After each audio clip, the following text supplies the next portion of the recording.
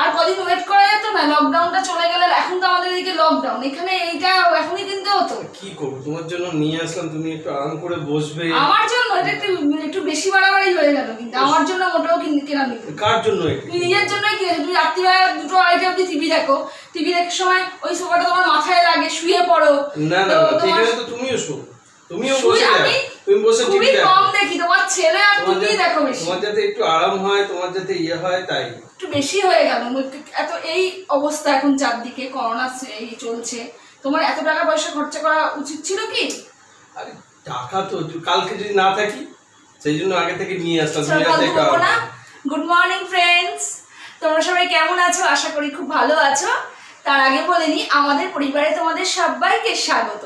একটু আগে ঝগড়া হচ্ছিল প্রচুর, আমি ভাবলাম যে ক্যামেরাটা অন করে দিই, তোমাদের সামনে দেখাই। কারণ আমি ব্লগিং মানে কি, এখন থেকেই ব্লগটা স্টার্ট করছি।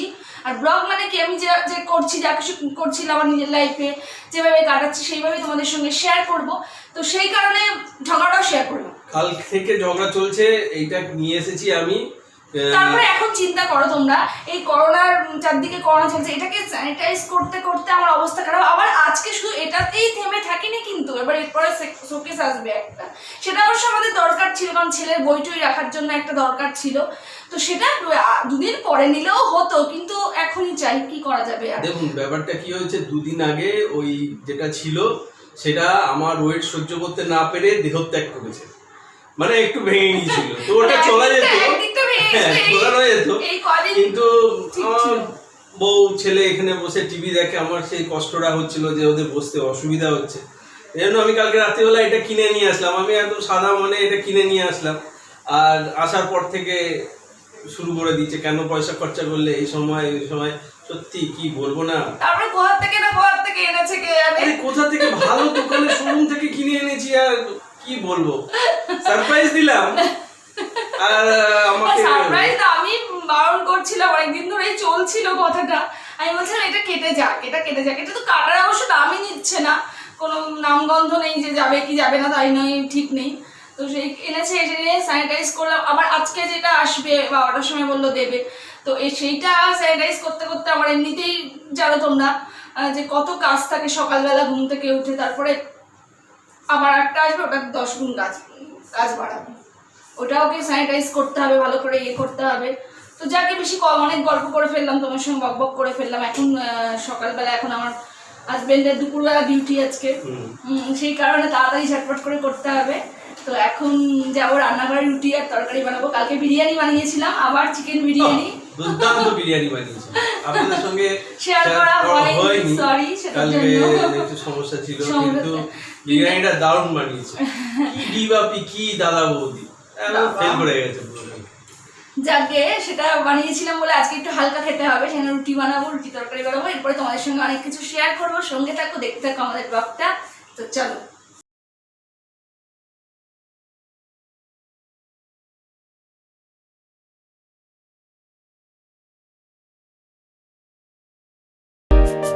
কিনে নিয়ে এসছে মাছটা আমি আগে ধোবো, তারপরে আমি আলুর তরকারি বানাবো রুটির সাথে, সেটা করবো। তার আগে মাছগুলো ধুয়ে নিতে। আমি মাছটা ফ্রিজে যেহেতু রাখবো, এটা আগে আমি গরম জল দিয়ে ধোবো। তোমরা কিভাবে ধো একটু কমেন্টে জানিও। আমি তো যেহেতু ফ্রিজে রাখবো, ফ্রিজে নাকি অনেক দিন করোনা বাঁচে, সেই কারণে ফ্রিজে কিছু রাখার আগে তো না ধুয়ে ভালো করে তো রাখা যাবে না। তো সেই কারণে এখন গরম জল দিয়ে খাটনি কত বেড়ে যায়, মানে মাছ মাংস খেতে গেলেও ঝামেলা, মাছ মাংস খেতে গেলেও ধোয়া ধুই, মানে এখন কাজ তো ডবল হয়ে গেছে, সবার ক্ষেত্রেই বলছি। এই মাছটা এখন আমি গরম জল বসিয়েছি, গরম জলে আগে ধোবো, তারপরে ভালো করে ঠান্ডা জল দিয়ে ধুয়ে তারপরে আমি ফ্রিজে তুলবো। চলো আগে এটা করে নিই, তারপরে তরকারি বসাবো, রুটি করবো।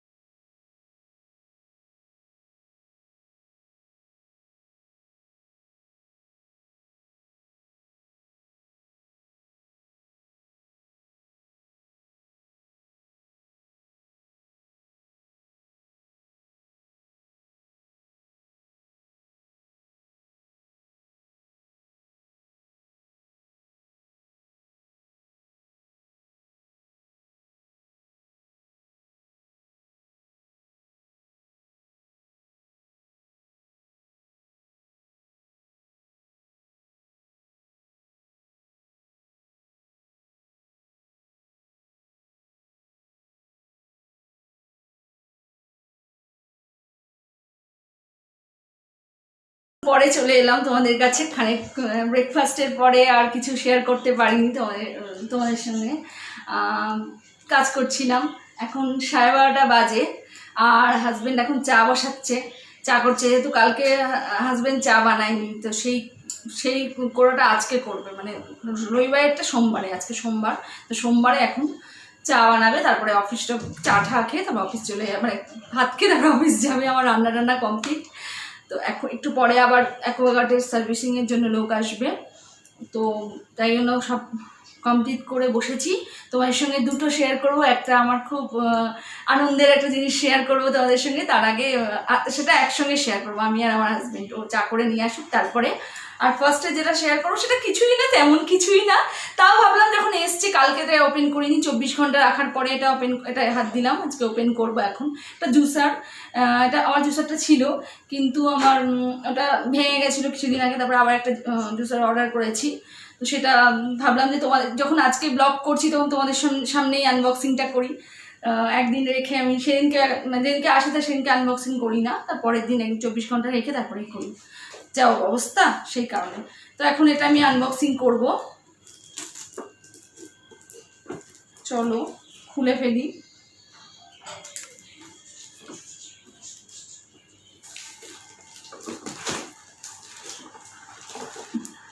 খুলতেই লাগলো অনেকটা সময়।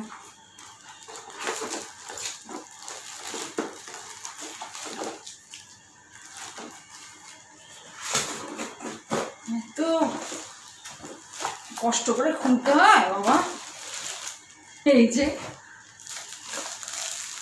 একটা জুসার, দেখি সব কিছু ঠিকঠাক আছে কিনা, না ভাঙা চোরা দেখতে হবে আগে। ফ্রেন্ডস, এটা এখন ঠিকঠাক সেট করতে পারিনি, পরে সেট করে তোমাদের দেখাবো। এখন একটু বুঝতে হবে কি করে সেট করতে হবে, তোমাদের পরে দেখাচ্ছি। হ্যাঁ, আর তার আগে চা নিয়ে এসেছে, চাটা খেয়ে নি চলো। কষ্ট করে বানিয়ে এনেছে চা, সুন্দর চা, গরমা গরম মিষ্টিওয়ালা চা। ওটা এনেছো? হ্যাঁ, ওটা এনেছি, মিষ্টিওয়ালা চা এনেছে, একদম খুব মিষ্টি দেওয়া। আমি তো খুব একটা মিষ্টি খাই না, তো মিষ্টি দেওয়া চাটা এখন খাবো। কেমন হয়েছে বলি, দেখো খেয়ে দেখো। অ্যাজ ইউজুয়াল মিষ্টি বেশি না, কিন্তু ভালো হয়েছে খেতে। বেশি খারাপ বলা যাবে না, তাহলে আর করবে না। হ্যাঁ, বেশি খারাপ হলে আর কি করবে বলুন তো। না, খুব ভালো হয়েছে, ভীষণ ভালো হয়েছে।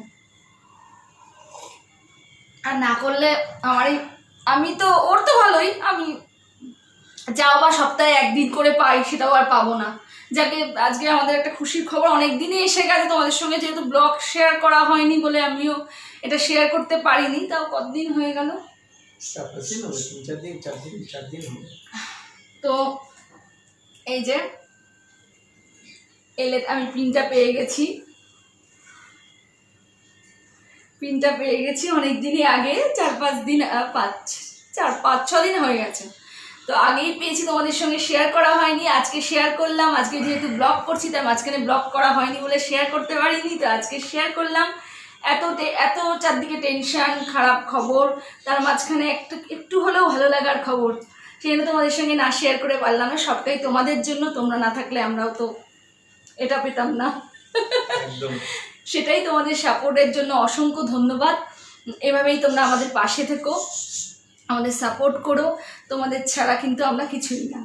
সেই কারণে তোমাদের সঙ্গে আগে শেয়ার করলাম, এটা সবার আগে শেয়ার করলাম। তো এখন কি হবে, এখন রান্না কমপ্লিট হয়ে গেছে, আর তোমাদের কিছু দেখালাম না, মানে যেহেতু কালকে চিকেনটা করে রেখেছিলাম, কালকে বিরিয়ানি করেছিলাম বলে চিকেন বেশি খাওয়া হয়নি, তো চিকেনটা করা আছে, আর ডাল করলাম। আর এখন গিয়ে চাটনি বানাবো, আমের চাটনি খেতে কদিন ধরেই খুব ইচ্ছা করছিল। তো কালকে বাজার থেকে আম নিয়ে এসছে, তো আজকে সেটা বানাবো। আর তার সঙ্গে আছে উচ্ছে আলু সেদ্ধ, যেটা সবারই খাওয়া উচিত, কিন্তু এ খায় না, একদম খেতে চায় না। তবে আমার ছেলে, কেন খাবো বলুন তো? হ্যাঁ, উচ্ছে কেন খাবে, সবসময় মিষ্টিওয়ালা চা খাবে, চিনি মানে পুরো একদম পারলে পুরো চিনির কৌটোটাই ঢেলে দেয়। না, তা একটু মিষ্টি দিয়ে, একটু দিয়ে, সবকিছু মিষ্টি, আমার মিষ্টি বউ। তাই কেন তিতো হয়ে যাবে উচ্ছেটা? আচ্ছা, এবার উচ্ছে খাবে না, সে কারণে আমি আর আমার ছেলেই খাবো। আমার ছেলে যা বলি মোটামুটি শোনে, কিন্তু এ শোনে না একদম।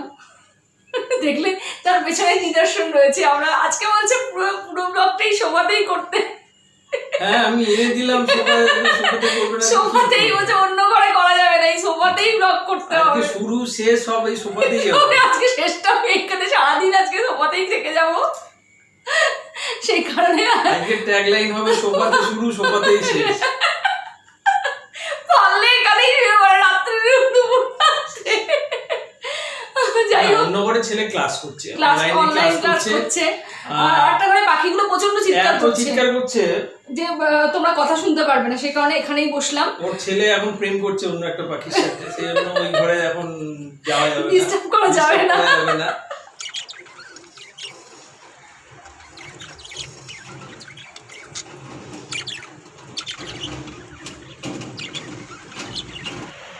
দেখো ফ্রেন্ডস, আমার পাখি, আমার ছোটি গার্লফ্রেন্ড পেয়ে, মানে ছোটু, ওকে ছোটি বলে ডাকি, ছেলের নাম আসলে ছেলে, তো গার্লফ্রেন্ড, নতুন গার্লফ্রেন্ড পেয়ে আমাকে ভুলে গেছে।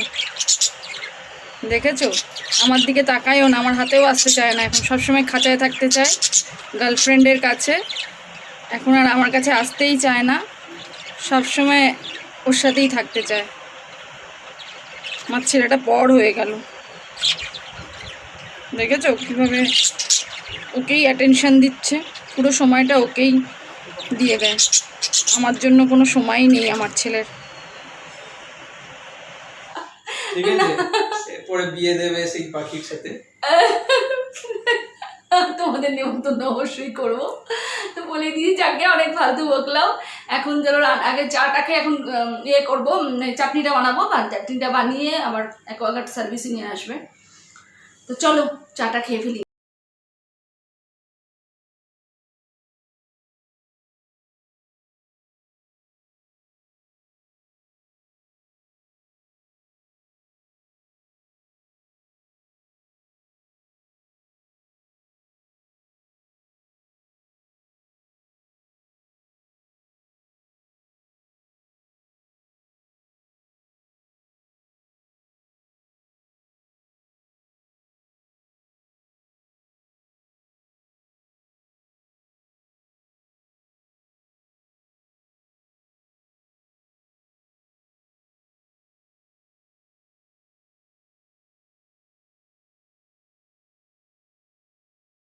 একটু আগেই শোকেসটা এলো, জাস্ট একটু আগেই, জাস্ট একটু সাজানো হয়নি, গোছানো হয়নি কিছু, একটুখানি জাস্ট ওপরটা গুছিয়ে স্যানিটাইজ করে ভালো করে তারপরে ওপরটা জিনিসপত্রগুলো রাখলাম।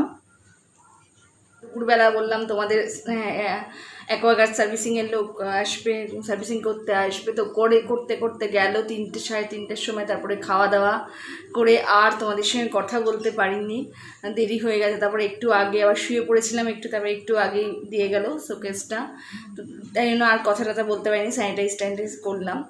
তো এখন রাত্রির 7টা বেজে গেছে, তো এখন ভাবলাম যে ব্লগটা তো শেষ করা হয়নি, ব্লগটা শেষ করব। আর শোকেসটা নেক্সট দিন তোমাদের দেখাবো, গুছিয়ে রেখেছি কেমন, নেক্সট দিন অবশ্যই তোমাদের সঙ্গে শেয়ার করব সব কটা। তো আজকে ব্লগটা আমি এখানেই এন্ড করছি, আগেই করে নেওয়া উচিত ছিল কিন্তু করা হলো না। তো আজকের মতো এই ব্লগটা এখানেই এন্ড করছি। যদি ভালো লাগে অবশ্যই লাইক শেয়ার কমেন্ট করো, আর যারা আমাদের পরিবারের নতুন তারা অবশ্যই সাবস্ক্রাইব করে আমাদের পাশে থেকো। তো ফ্রেন্ডস, আজকের মতো এইটুকুই, টাটা বাই বাই, তোমরা সবাই খুব ভালো থেকো, সুস্থ থেকো, সাবধানে থেকো, তো গুড নাইট।